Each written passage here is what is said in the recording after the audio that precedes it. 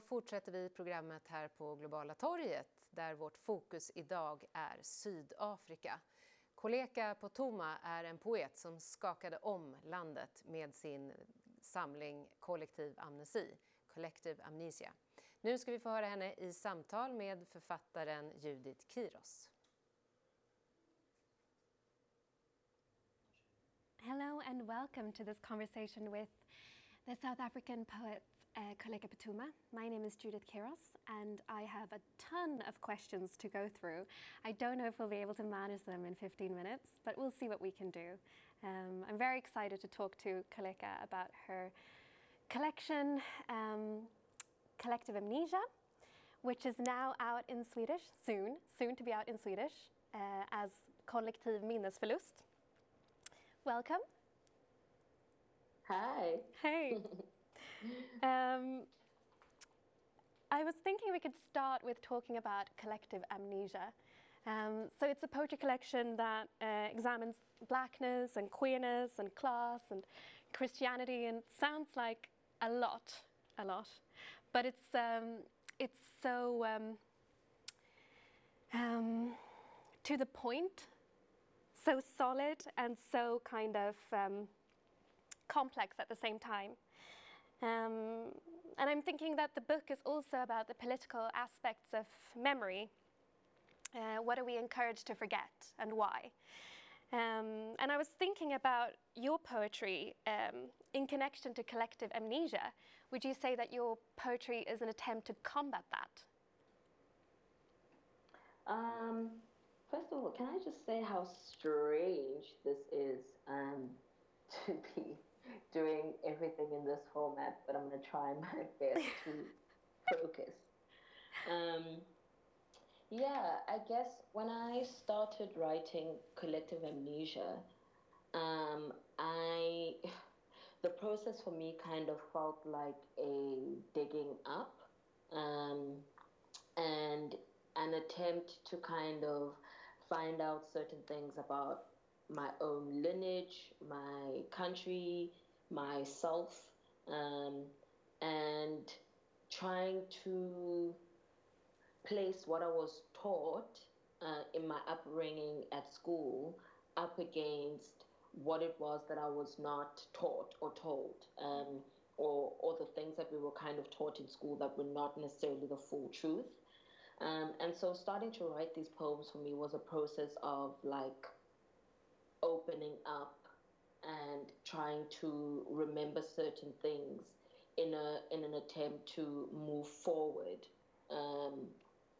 for myself anyway. And I also think that part of healing or part of that process includes remembering. And I think that remembering or memory is an important component to healing or the process of healing. And as the panel before spoke about this as well, you know, like South Africa is a country that has a very traumatic past. And, you know, the transition from apartheid into democracy was not one that necessarily afforded the people who were wounded the most the process of healing.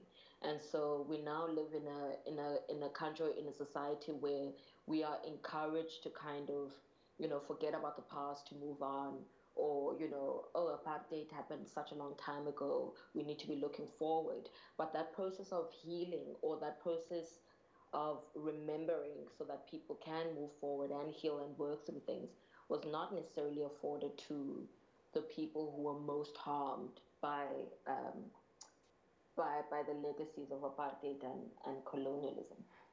I find that really interesting, actually, because I've been thinking a lot about Black writing and memory, and how important memory seems to be in a lot of Black writing. I recently reread Beloved by Toni Morrison, where she is sort of the main character is haunted by the not quite ghost of her past, and also the not quite ghost of slavery. And I also recently reread Kindred, in which memory is, it's a book by Octavia Butler, in which memory is kind of activated by time travel.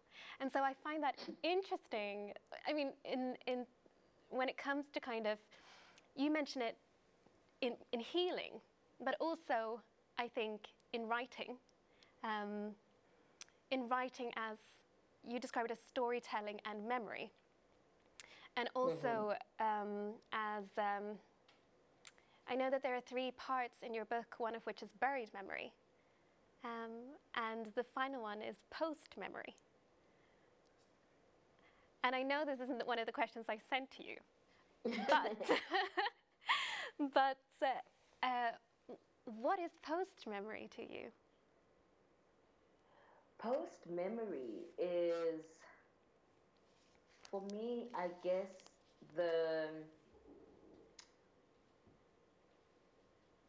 give me 1 second.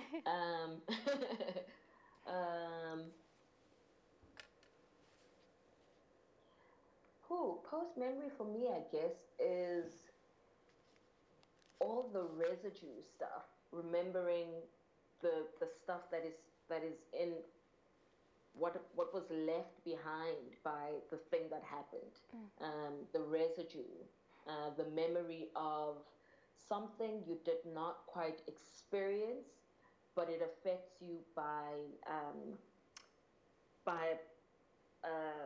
way of where you come from, or what the people who raised you and the people who are in your bloodline and your lineage and what they went through. And so the stuff that's passed down through them or through their teachings or through their traumas even is the stuff that you can't quite articulate because you didn't necessarily live through it and you didn't experience it firsthand, but the residue of it, what it's meant that you, like what it's meant for how you were brought up, what it's meant for where you were brought up, what it's meant for the kind of education that you had. Because of that, that's the residue stuff. You remember not what you went through, but what the people who raised you went through affects you. And so you remember those things. They're not quite in your memory, but they're not quite in the somatic memory, like body memory, but they're in like your subconscious memory and your habits and how it is that you have understood the ways in which you can navigate your identity and your society. So memory can be a conscious thing, a conscious knowing, but also an inherited knowing. Yeah. And memory can be passed down too, so yeah. I don't know if like this has ever happened to you, or I think it's happened to a lot of people. I think there's also a psychologist whose name I can't remember now, but who explains this properly, that sometimes you and your siblings will hold different memories, will hold the same memory differently. And that's because sometimes like memories are not necessarily things, particularly as children, that we remember necessarily, but because the story was told to you so many times and it was kind of tweaked whenever it was told like the next time, as you grow up, like you and the people around you hold different knowledges of the same memory, and so memory can be passed down. It's not something that necessarily is your truth. You write, some poems show up to undo your silence. Interestingly, you write that as a footnote. I thought that was very interesting. And do you think that's, rather, is that what you want your poetry to do in the world, to undo a silence?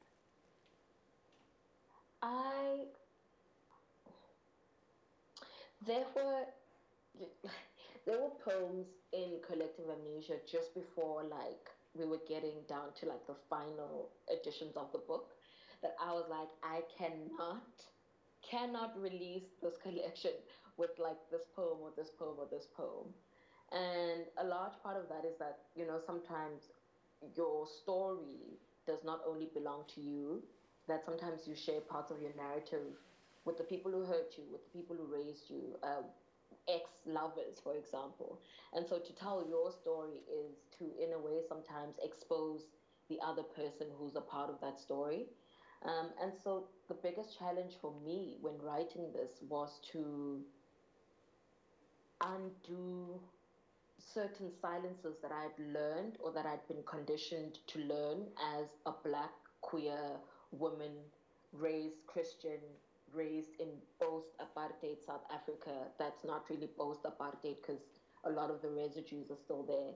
And so there was a learned silencing or a learned kind of reservation that we are taught as Black women specifically, that you learn growing up by observing, the women around you, by observing the women in society. And so I really wanted to, I don't know, I think in writing these poems, I subconsciously or consciously was undoing that thing that says, hey, you can't talk about that, or hey, you can't, talk about these family violences in public. And so I think it was an attempt. I don't know if it was accomplished because I feel like it's an everyday process, but yeah. I was thinking about the way in which your poetry frequently creates a space in which grief and trauma and healing and joy coexist simultaneously, and how there is heartbreak and a sly sense of humor at work at the same time and often in the same line.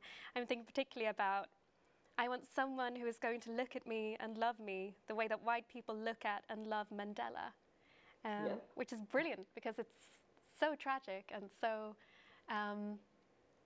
funny at the same time.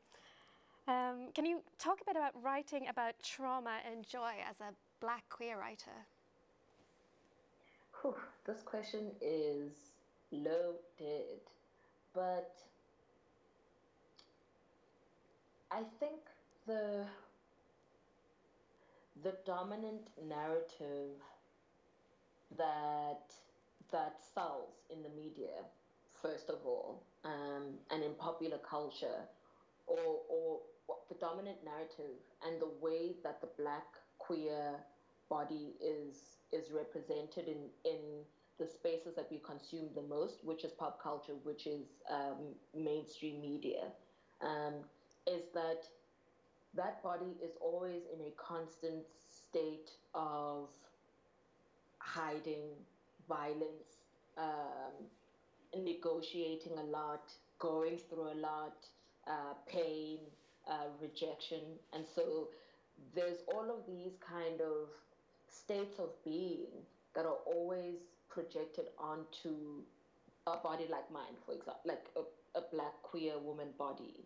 And so the narrative that doesn't often, well, I think that's changing now anyway, in the media and popular culture, but the dominant narrative is not always the one of the fact that a Black queer body can experience joy or love, even though we do hold all of those things in like this one body, and that those things, trauma, joy, love, sex, lust, can coexist and can coexist at the same time, actually, in queer women, Black bodies.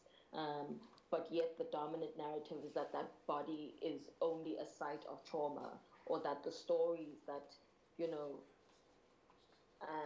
popular culture and also media and award shows, is the one where that always portrays pain or trauma. Yeah. Thank you so much for your response. And with that, I would just like to thank you so much for the poem Coming Home, which is one of the sexiest and horniest lesbian poems I've read in a while. And, I just really love being able to read that kind of poetry by women of color who love women of color. Like, it's just brilliant. Yeah. And I'm so glad it exists in Swedish now.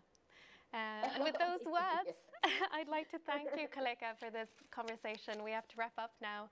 I wish you the best of luck. And I know that if you're going to read tomorrow at sina at 7 o'clock.